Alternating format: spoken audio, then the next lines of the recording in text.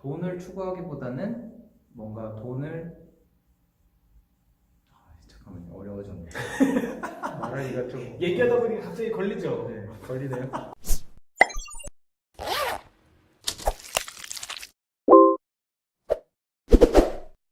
안녕하십니까, 세트부 식구 여러분들. 네, 저는 평나물의 올빼미고요. 네, 안녕하십니까. 우리 식구라고 부를 정도로 하는 거 아닐까요? 갑자기. 두 명이어도 식구니까. 그렇죠. 네. 그러면은 우리 세트부 가족 여러분. 네, 가족 여러분 안녕하십니까. 네. 오늘도 이렇게 또 변함없이 찾아왔습니다. 첫째, 뻐꾸기 인사드리겠습니다. 네, 안녕하세요. 둘째, 타조입니다. 네, 그럼 저희 세트부 이제 12화 진행해 보도록 할 건데요. 지난 시간에 이제 저번에 얘기했죠. 그런 얘기들을 잠깐 언급했었어요. 사용권과 소유권에 대해서 우리가 이제 뭐라고 해야 되지? 하나님께 드려야 된다, 그런 것들을. 그래서 그것들에 대해서 어떤 것들이 있을까 생각을 해보다가 우리 물질에 관해서 그럼 어떻게 사용해야 될까 한번 얘기해 보면 좋을 것 같아서 이렇게 다시 찾아뵙게 됐습니다. 그래서 물질 중에 가장 그래도 이 시대에서 가장 언급하기 쉬운 거는 돈이겠죠. 그래서 우리가 돈을 어떻게 사용해야 되냐, 돈을 많이 버는 것들이 그리스도인 안에서 옳은 것인가에 대해서 한번 얘기해 봤으면 좋겠는데, 제가 먼저 이제 얘기할까요? 네, 제가 먼저 얘기하면은 그 책 중에서 바늘길은 통과한 낙타라는 책이 있어요. 바늘길을 통과한 통과한 낙타. 낙타. 네, 김용봉 목사님이라고 이제 그분이.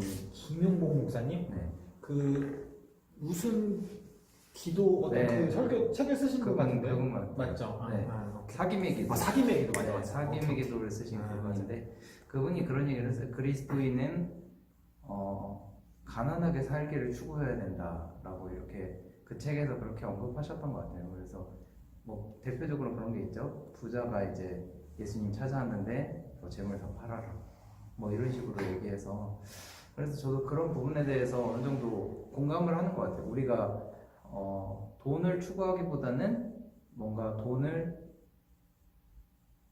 잠깐만요, 어려워졌네. 말하기가 좀 얘기하다 보니 갑자기 걸리죠. 네, 걸리네요. 돈을 추구하는 건 안 좋은데요. 부자는 또 잘 모르겠어요, 사실. 갑자기 모르겠어요. 커밍아웃 하는 거. 커밍아웃. 부자로 살면 안 됩니다. 갑자기 또. 잠깐만요, 저 지금 너무 눈치 보는 것 같은데 여러분들을.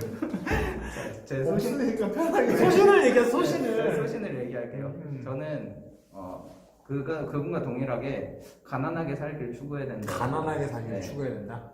네, 그래서 우리의 물질관에 있어서 최대한 뭐라고 해야 되지? 우리를 위한 것들이 최소화되게 되는 것을 추구해야 된다고 생각합니다. 제가 말할까요? 네. 저는 일단 물질이라는 건 가치 중립적인 것이다. 마치 예를 들면 칼과 같다. 칼은 의사가 쓰면 선한 데 쓰이지만 강도가 쓰면 악하게 쓰인다. 그러니까 물질이라는 것, 이것 자체에 대해서는 어떤 선악의 구별은 없다라고 생각을 하고요. 그리고 저는 개인적으로 가난한 삶을 추구해야 된다라고 하면 어떤 느낌이 드냐면, 그러니까 물론 내 삶 가운데 최소한의 비용을 나에게 쓰고 나머지는 하나님의 영광을 위해서 쓰는 이런 것이라면 모르겠는데, 처음부터 돈 버는 데 있어서 가난하게 살아야 된다는 건 너무 기독교 정신에 좀 위배되지 않나라는 좀 개인적인 생각이 있습니다. 오히려 그러니까 기독교의 덕목 중 하나가 성실과 어떤 그런 부분들인데, 네. 오히려 열심히 일해야죠. 열심히 일을 하고 소유를 벌어야죠. 그러니까 전 좀 이렇게 생각을 해요. 지금 우리나라 같은 경우가 그래도 돈 벌기에는 정말 좋은 환경 가운데 있다라고 생각을 하고, 투잡도 할 수 있고 원하면 진짜 쓰리잡까지 할 수 있는 시대 가운데 살고 있는데, 저도 뭐 투잡을 하고 있지만 그게 가난하게 사는 삶이 거룩한 삶이다라고 하는 것들은 저로서는 조금 좀 이해가 되지 않아요. 근데 오히려 내가 많이 번 것들을 어떤 하나님의 말씀과 뜻에 따라 사용하겠다라고 하면 오히려 그는 이렇게 하겠는데, 좀 약간 인간의 방임과 게으른 이런 것들 그냥 방종하는 자세가 아닌가 라는 좀 생각을 하게 됐어요. 물론 제가 그 책에 있지 않았지만 네. 네. 여기서 이제 가난하게 살아야 된다는 거는 일을 하지 않고 그냥 흥청망청 돈 없이 살라는 게 아니라 그 우리가 갖고 있는 수익을 이제 최소화하자는 거죠. 그러니까 우리가 갖고 있는 자산들 그분이 이제 거기서 얘기했던 거는 우리가 저축하는 거에 대해서도 고민을 해봐야 된다라는 거죠. 우리가 부를 축적하기 위해서 어떻게 다른 목적도 있겠지만 그런 것들에 대해서도 이제 다른 여러 가지 목적이 있겠지만 그런 것들도 고민해봐야 된다는 거지. 이제 가난하게 살라는 건 일을 하지 않고 살라는 게 아니라 일을 하되 벌어들이는 수입에 대한 지출을 이제 나를 위한 지출을 최소화하고 최소화한다. 네, 다른 사람을 위한 지출을 최대화하는 그런 것들을 말하는 거죠. 그럼 저축도 어떻게 보면 그분 입장에서는 그렇죠. 이 땅에 이제 그걸 쌓는 그런 게 되는 건가요? 네, 그렇죠. 어떻게 생각하십니까? 저 같은 경우에 그러니까 예수님 말씀하고 계시죠. 일단은 뭐 성경의 기본적인 기조가 뭐 돈을 많이 벌고 적게 벌고 뭐 그것들에 대해서 뭐 옳다 나쁘다 뭐 이런 것들을 얘기하고 있지는 않지만 그 돈이라고 하고 있는 그 특성이 갖고 있는 죄송합니다. 돈이 갖고 있는 특성에 대해서는 웬만하면 좀 주의할 것에 대해서 요구는 하고 있죠.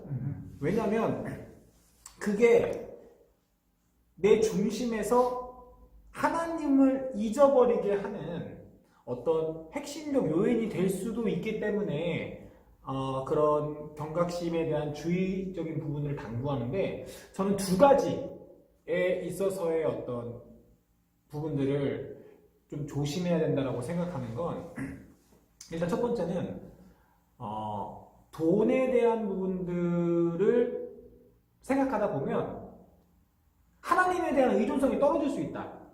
에 대한 부분 때문에 조심해야 된다고 생각을 하는 거예요. 우리가 어느 순간인가 예를 들면 이제 돈에 대한 그러니까 우리가 살아가면서 필요한 부분이 솔직히 이제 돈이라는 부분인데 이제 그것들에 대한 부분들을 자꾸 생각하다 보면 어느 순간인가 내가 하나님을 의지하는 삶보다는 돈을 의지하는 삶이 될 수도 있기 때문에 좀 조심해야 되는 부분이 있을 수 있는 것 같고 두 번째는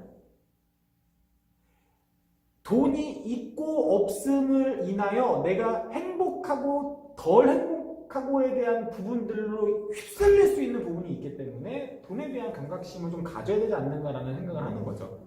그러니까 저희가 저번에도 그 녹화를 하면서 얘기했던 부분이었던 것 같은데 그러니까 우리가 행복하고 안 행복하고는 내가 하나님과 아니면 하나님이 나와 동행해 주시냐 아니냐에 대한 것들이 가장이 아니라 핵심인 거죠. 근데 그것과는 상관없이 어찌됐든 돈이 많고 적고는 내가 아니라 남들과의 비교 대상이라는 거죠. 결국에 내가 다른 사람보다 많은 거고 다른 사람보다 적은 거지 내가 갖고 있는 게 기준이 된다면 그게 많고 적음의 어떤 기준 어떤 그 수치를 나타낼 수 없는 부분이니까 그랬을 때 그 비교 대상을 통해서 나의 행복이 좌지우지 될 수도 있는 부분들이 있어서 그것들을 좀 조심해야 되지 않겠냐라고 이제 언급을 하는 거고 그리고 예수님이 아까 얘기했던 부자 청년 얘기했던 부분들은 어떻게 볼 수 있냐면 제 개인적인 생각은 예수님이 던지신 거죠. 오케이, 네가 다 했다고 하는데 정말 네가 가진 것들을 들여서 하나님을 선택할 건지 그걸 선택할 건지 한번 해봐 라는 질문을 던지신 거죠. 근데 전 이 부분에 대해서 살짝 이견이 있습니다. 얘기해도 돼? 저는 예수님이 던지신 말이 결국엔 그 사람이 내가 지켰습니다 하는 것들을 못 지켰다라는 걸 반증을 예수님 질문에서 저는 찾을 수 있다고 생각합니다. 그러니까 하나님을 사랑했고 이웃을 사랑했습니다. 그래, 그 율법에 있는 대로 다 썼습니다. 그래, 그럼 너가 네 소유를 나눠서 가난한 자들에게 주고 그 완전한 그 예수님 입장에서 그 이웃을 사랑하는 것과 하나님 사랑하는 것과는 완전 부합하지 않는다라는 말이지 않았나.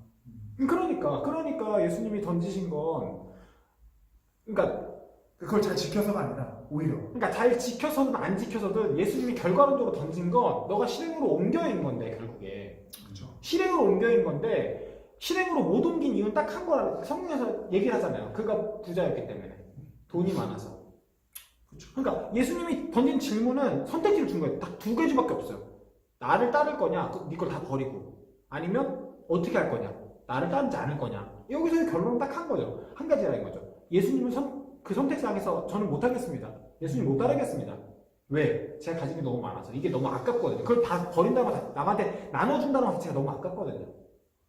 이 어떤 것에서 그런 부분들 때문에 좀 조심해야 되는 부분들이 있는데, 아무래도 우리가 워낙 연약하다 보니까 계속 그런 데 휩쓸려 가는 거죠. 휩쓸려 갈 수밖에 없죠. 또 그런 부분들이 있어서 좀 조심해야 되지 않겠는가, 좀 그런 부분을 생각하는 거죠. 그러니까 저는 제가 워낙 존경하는 목사님이 워낙 많다 보니까 그 김동 목사님인가 이찬수 목사님이 하셨던 말씀인 것 같아요. 우리 일평생 살아가면서 하는 게 있다. 화장실 개수 늘려가다 끝나는 거다. 인생 그렇게 살지 말자. 화장실이? 예를 들면은 방에 있고 막. 그러니까 예를 들면은 방이 2칸이면 화장실 하나였어. 네. 방이 3칸이면 하나일 수도 있고 2개일 수도 있는 거지. 그리고 방이 4개가 되면 화장실이 3개가 되고 2개가 되는 거야. 결국 우리의 인생이 화장실 개수 늘리다가 끝나가는 인생이라는 거지. 그것들만 추구한다면. 100평에 살고 그냥 화장실 하나만. 뭐 그것도 그런 아파트가 있으면 모르겠는데, 여하튼 간에 그러면서 던지신 질문은, 내가 그랜저를 탈 수 있지만 소나타를 타고 나머지를 이웃을 위해, 내가 100평을 살 수 있지만 50평짜리 살면서 나머지를 이웃에게, 이런 어떤 추구 방식들을 얘기했다라는 거죠.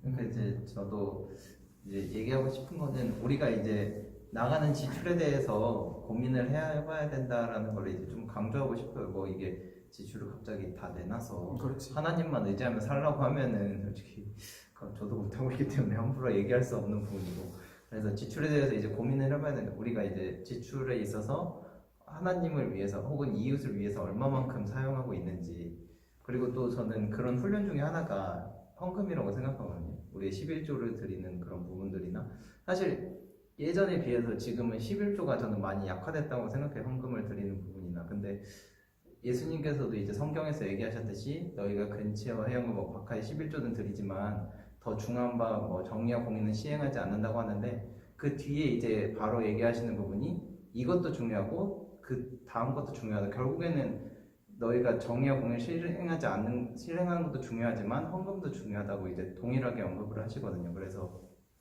우리가 헌금 생활에 대해서도 다시 한번 고민해봐야 된다. 어쩌면은 이 시대에 정의와 공의가 강조되다 보니까 그런 것들이 약화되는데, 예수님께서는 절대 앞에 것을 약화하고 뒤에 것을 강요하시진 않았다.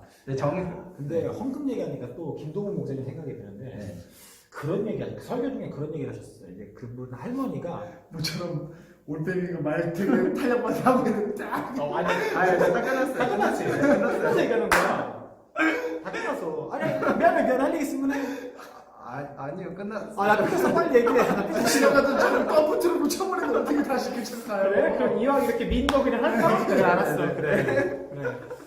김동훈 목사님 그 얘기했다고. 어떤 얘기했냐면, 할머니가 늘 언제나 교회 가기 전에, 이거 옛날에 그 전기 다리미가 없던 시절, 화로로 이렇게 돌 집어넣어가지고 그 하던 시절에 늘 언제나 이렇게, 그 당시에는 500원도 지폐였으니까 늘 이렇게 해줬다는 거야. 그러면서 이거 그 다림질 한다고 500원이 1000원이 되고 2000원이 되는 건 아니지 않느냐.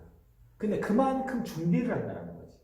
헌금을 준비하고. 그러니까 우리가 주일날 교회에 올 때 지갑에서 걸어서 내는 것도 의미가 없다라는 건 아닙니다. 의미가 있지만. 표정은 아닌 것 같은데. 의미가 없다는 건 아니지만, 이미 내가 계획해서, 예를 들면 뭐 52주 중에 뭐 얼마를 헌금할 것이고, 그 다음에 뭐 감사헌금 드릴 수 있으면 뭐 또 뭐 부활절 뭐 이런 것들이 다 있지만, 그거에 대한 부분들을 1년적으로 계획을 하고 준비를 해서 그것들을 드리는 어떤 훈련들을 하는 것도 뭐 그런 어떤 그 올빼미가 얘기한 부분이 어떤 하나의 실천 방법이 아닌가, 뭐 이런 생각들을 할 수 있는 것 같아요. 저는 제 얘기를 하면, 저는 그 은행에서 빳빳한 걸로 100장을 바꿨어요. 100장. 그래서 한 2년, 지금 1년째 쓰고 있는데, 책상에 이제 넣어놓고, 그래서 매주 이렇게 그걸 한 번에 드리느냐, 나눠서 드리느냐. 아니 그거는 제가 그 주정헌금으로 준비해놓은 아. 헌금이기 때문에 빳빳하게 그냥 목돈을 들여서 은행에 가서 이제 그 100장 하면은 그 째고 내가 네, 이렇게 그렇죠. 이제 그거 그대로 받아가지고 지금 이제 조만간 형네 집에 한번 놀러 가야겠네. 생각보다 1,000원일 수도 있어요. 안 돼. 근데 저는 그렇게 생각하고 뭐 그거는 제 기준을 말씀드리면 제 주정헌금의 기준은 최소한 내가 점심 한 끼 먹을 때 드릴 수 있는 헌금. 그러니까 내가 사회생활하면서 그 지금 평상시에 먹을 점심에 먹는 그 한 끼 식사 정도의 헌금을 하는 훈련들을 하고 있어요. 저는.